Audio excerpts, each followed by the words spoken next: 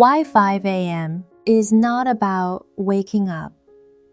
I used to believe that wanting something was enough. I told myself I wanted more clarity, more confidence, a better life. I said I wanted to speak English fluently, to think clearly, to move forward without fear. But every morning, I reached for the alarm and chose sleep instead.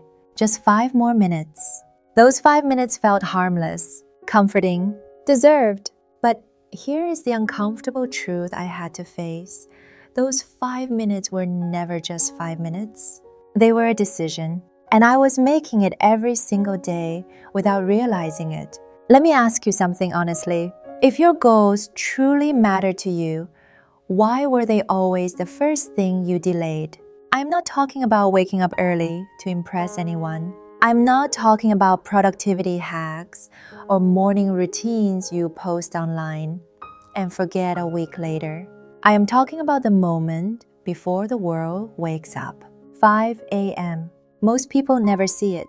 At 5 a.m., the streets are empty. The air feels different. The sky has not decided whether it belongs to night or morning yet. There are no messages demanding your attention, no expectations, no noise. No one is watching you at 5 a.m. And that is exactly why it matters. That hour reveals who you are when there is no audience. At 5 a.m., there is no boss to impress, no family to please, no excuses left to hide behind. There is only you, your breath, your thoughts, and the quiet truth about how badly you want the life you keep talking about. I used to think discipline meant punishment, forcing myself to do things I hated, living like something was wrong with me. I was wrong. Discipline is not about suffering. It is about choosing yourself before the world chooses for you. Because once the day begins, your time no longer belongs to you. It belongs to work, to problems, to other people's priorities. But at 5 a.m., your time is still yours. You do not need a gym membership. You do not need a perfect plan. You do not need motivation. You need one decision. Today, I begin earlier. And if learning English matters to you, if changing your life matters to you, that quiet hour is not optional. It is sacred. Your mind is calm. Your focus is clean. You are not reacting to life yet. You are shaping it. You do not need to be perfect at 5 a.m. You just need to be present. Because 5 a.m. is not about waking up your body. It is about waking up the part of you that has been waiting patiently while you kept pressing snooze. Waking up at 5 a.m. does not give you magic. It gives you time, 3 hours. Most people hear that and shrug. 3 hours does not sound impressive. It does not feel like enough to change anything meaningful. But that belief comes from a mind that has never experienced focused time without interruption. Here's what most people do not understand. Not all hours are equal. The hours you steal back before the world wakes up are different. They are clean. They are undamaged. Your mind has not been pulled in 1,000 directions yet. You have not checked messages. You have not absorbed other people's stress. You are not reacting. You are choosing. At 5 a.m., your energy belongs to you. And when you give your best energy to yourself first, everything else in your life changes shape. I used to live in survival mode, rushing through my days, telling myself I will work on my goals later, telling myself I would practice English when I had more time, when I felt more confident, when life slowed down. Life never slowed down. What changed was how I started my day. 3 hours in the morning do not need to be dramatic. They do not need to look impressive. They need to be intentional. Some mornings, I begin with 10 minutes of stretching. Nothing heroic, just enough movement to remind my body that I'm awake and alive. I make a cup of tea and sit in silence for a moment, breathing without checking anything. That silence matters more than people realize. Then I open a notebook. I write down a few thoughts. Not polished, not deep, just honest. What I am thinking, what I am avoiding, what I'm grateful for. Writing slows the mind down. It turns noise into clarity. After that, I open my English notes. Not for hours, not to master everything at once. I choose 5 new words. I repeat a few sentences out loud.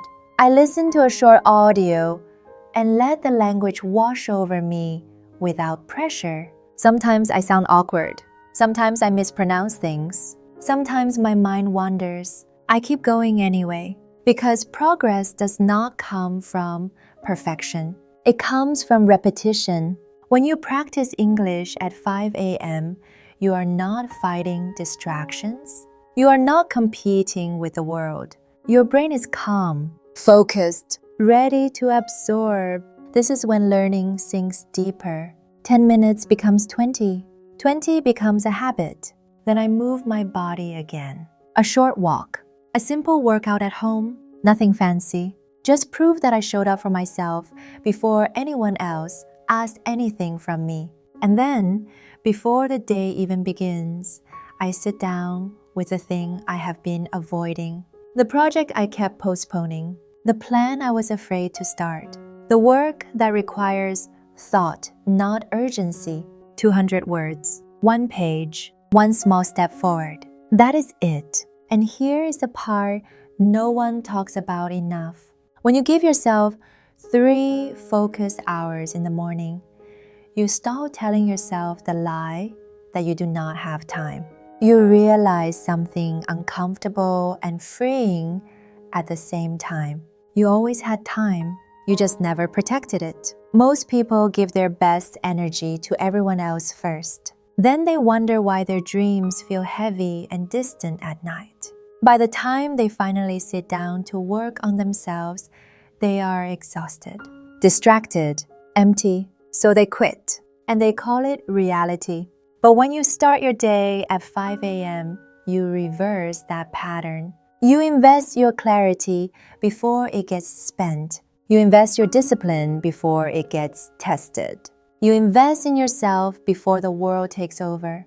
3 hours every morning may not feel life-changing at first, but stack them. 1 week, 3 weeks, 1 month. That is 90 hours of focused effort. 90 hours of learning, 90 hours of building, 90 hours of showing up when no one is clapping.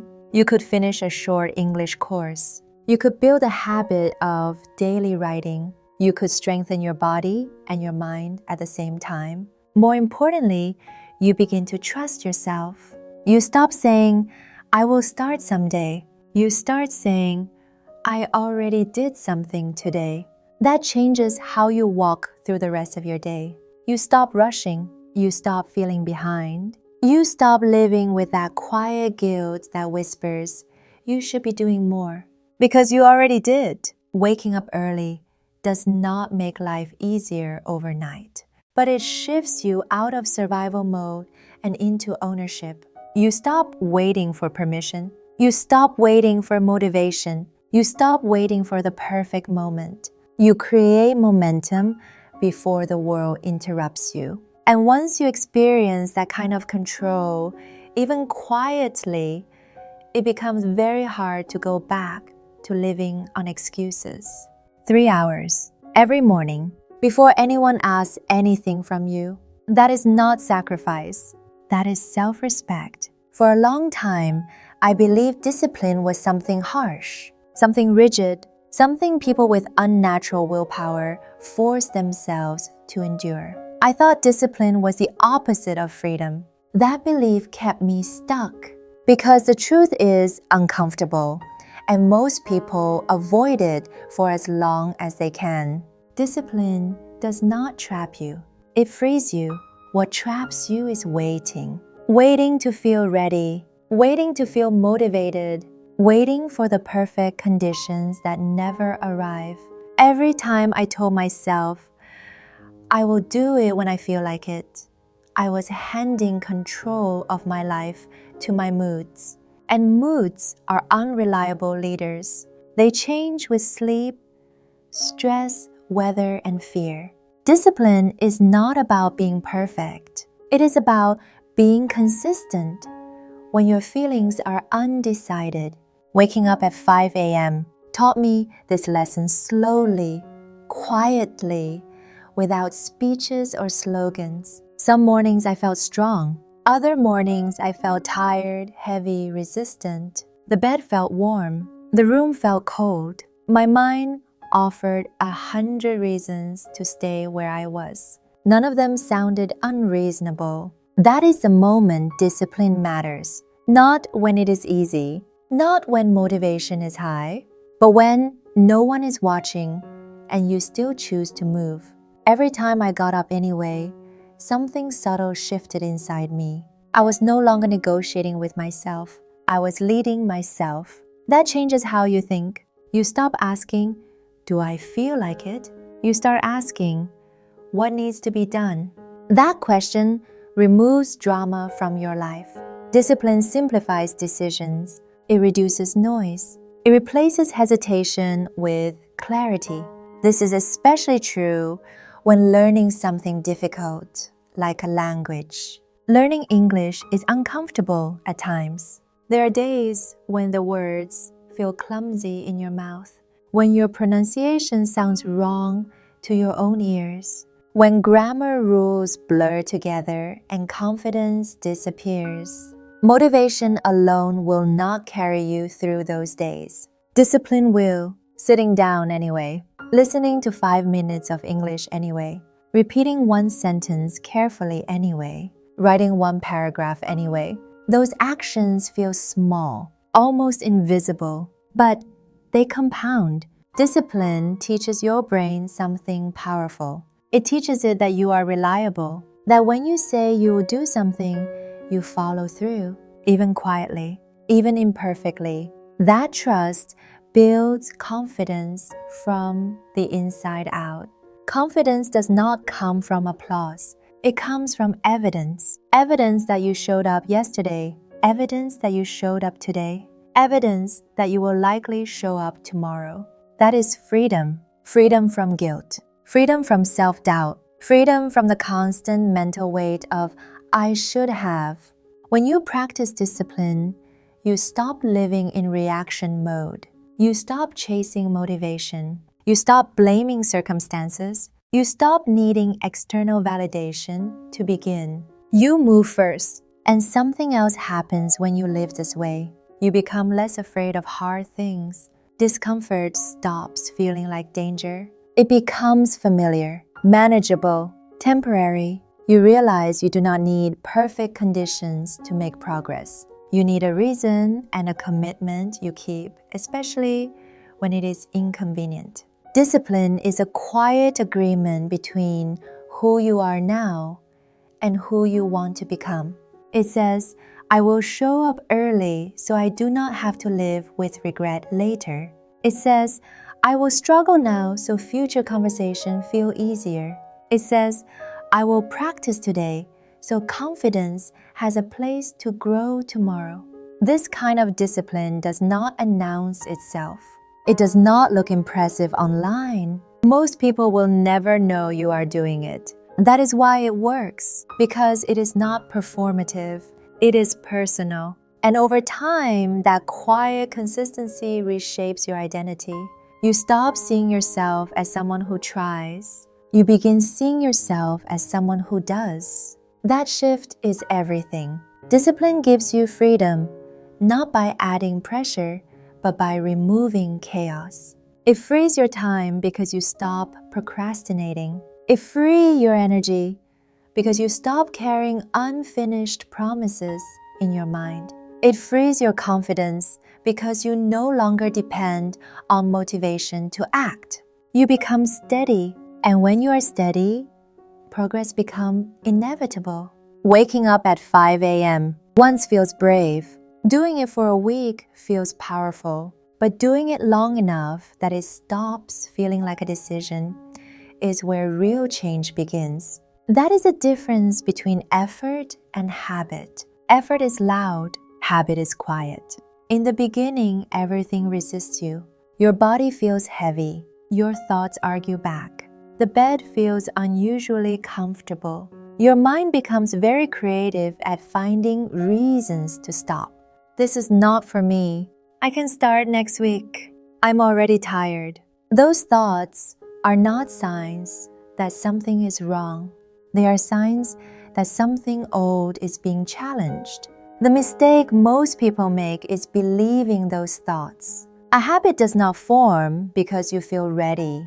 It forms because you repeat the same action when readiness is absent. The early mornings taught me that habits are built through presence, not intensity.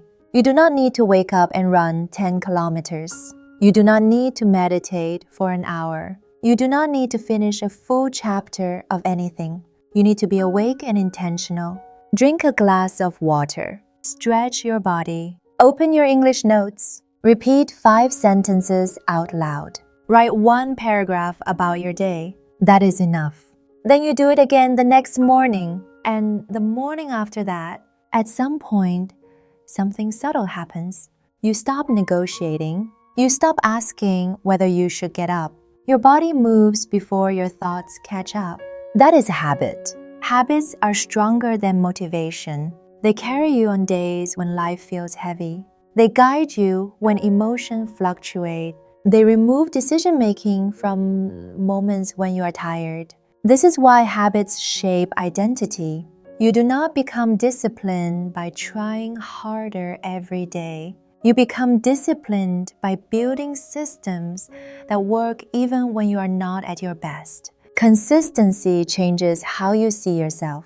You stop saying, I am trying to improve my English. You start saying, I practice English every morning. That shift matters more than any technique. The magic of habit is not speed. It is accumulation. You grow not by doing more, but by doing what matters regularly, quietly, without applause. And when you miss a day, which you will at some point, discipline shows up in a different way. You do not punish yourself. You do not spiral into guilt. You do not say you failed. You begin again. One missed morning does not break a habit. Quitting does. Restarting is not weakness. It is proof of ownership.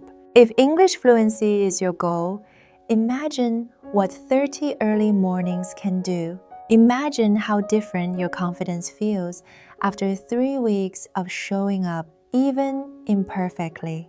You will not notice dramatic changes at first. That is normal. What you will notice are quiet moments. A sentence that used to feel hard now comes naturally.